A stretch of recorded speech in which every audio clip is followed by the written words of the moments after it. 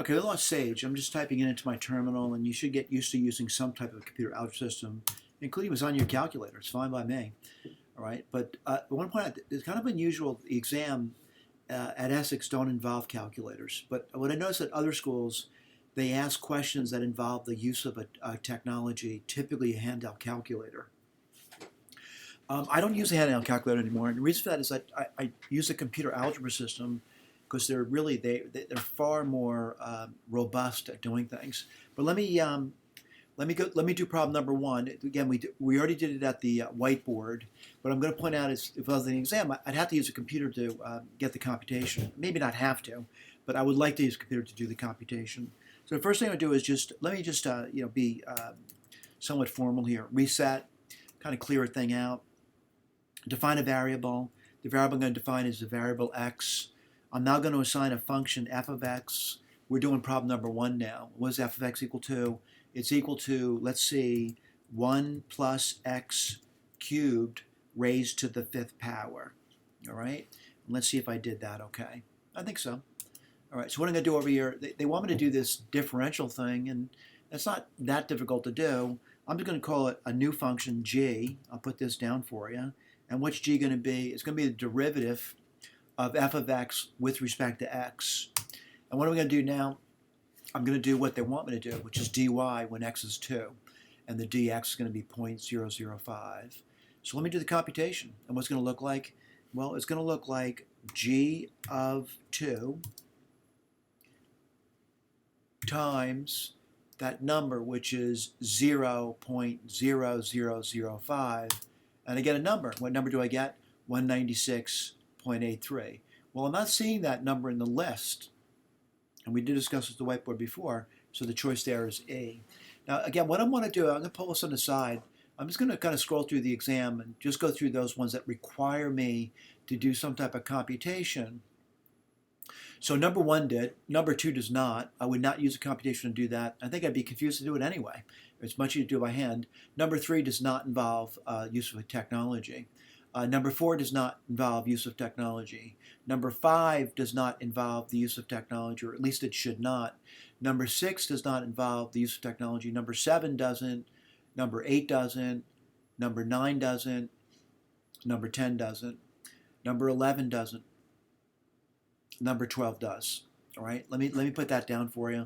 I'm going to bring back Sage. I'm going to clear the screen. And I'm going to do the same thing I did before, reset. And again, I'm using a computer system. We already talked about what it looks like at the on the whiteboard, but now we're using a computer algebra system.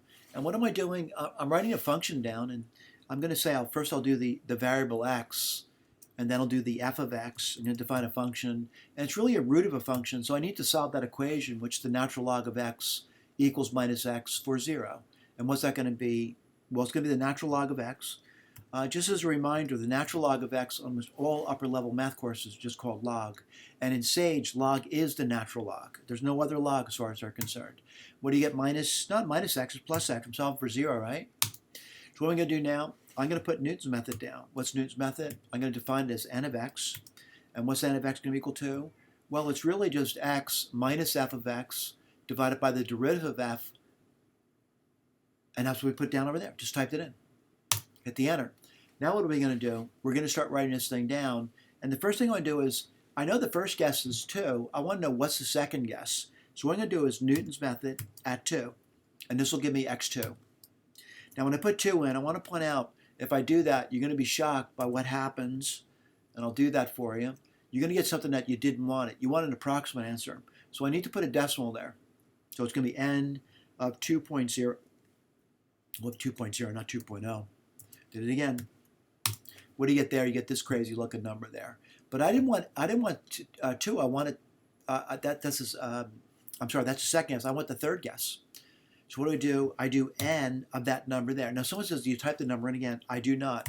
I use the underscore, which means the output from the prior input. And that's going to give me that over there, right? And that's the answer that we put down on the whiteboard. We put down 0.4393. What I want to do, though, is I want to show you that I could keep doing this to see if something changes. Right? I hope you agree that it did change. I had 0.2, now I have 0.4. I'm going to do it again. And what am I getting? I'm getting 0.5 now. I'm getting a better estimate. Let me do it again, see if there's a change. What am I getting? Whoops, sorry about that.